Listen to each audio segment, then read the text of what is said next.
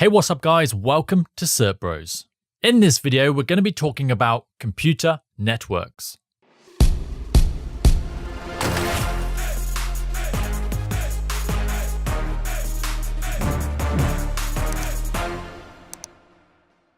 Okay, so what is a computer network?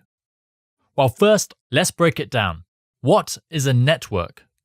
The definition of a network is a group or system of interconnected people or things. So, it would be fair to say a computer network would be a group or system of interconnected computers, right? And that's exactly what it is. A computer network is anything where more than one computer is connected to each other. Traditionally, a computer network would consist of desktop computers, servers, printers, etc. But these days we live in a connected world. We still have desktops, servers, printers, but we now have a vast number of smart devices connected to our networks as well. Most of you will have a mobile phone, maybe a tablet, security cameras, even smart lights are found on networks these days. And the list really does go on and on. So let's take a look at some basic networks and we can see what they look like. First, one that should be familiar to most of you. Here we have a switch, a router, a wireless access point, a desktop, and a phone, all connected to the same network. This is a pretty common home setup. It's worth noting that in most home networks, the switch and wireless access point will be built into the router.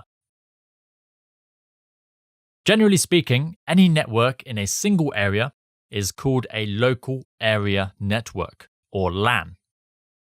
The LAN is usually connected to the outside world using a socket in the wall that your internet service provider has installed.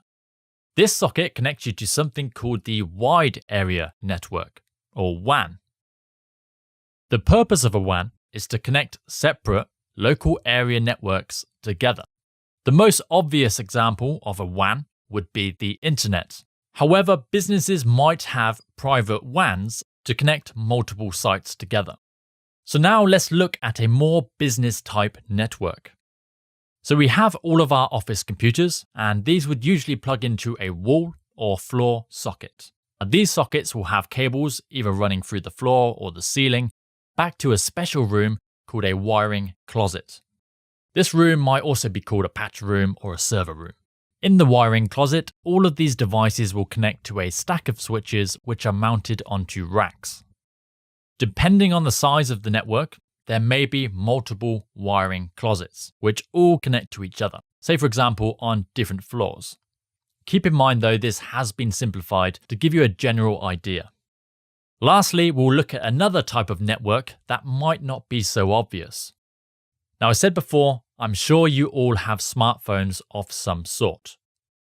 Now these phones generally have internet access via 3G, 4G, and even 5G. Well, you can think of these as basically a giant wireless network for your phones. Somewhere close to you there will be a giant tower that allows you to connect and get internet access. The closer you are to these towers, the better the connection is likely to be. So these are just some common network types and really just an introduction to some basic network devices.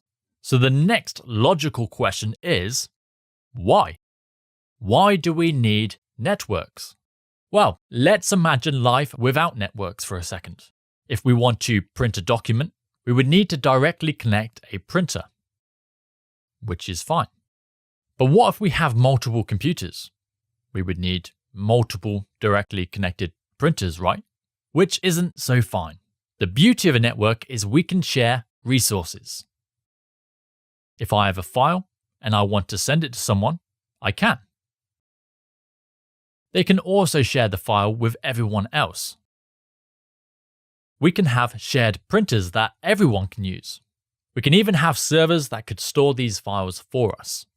Of course, file sharing and printing is just one example, but this could be pretty much anything. And all of this even before we start talking about the internet, which by the way is just a giant network. With the internet, we can search for anything we want. We literally have the world's knowledge at our fingertips. We have email. We can message our friends. We can use hosted computing, telephone calls over the internet, and of course, awesome YouTube content. So networking has changed the world and how we live in it. It's a topic I still get excited about, and there's no shortage of new things to learn. We'll go over a lot of this in more detail as we go. This video is part of our full CCNA course, which can be found in the description. So please feel free to go and check that out. If you like this video, don't forget to like, comment, and subscribe. Other than that, thank you for watching.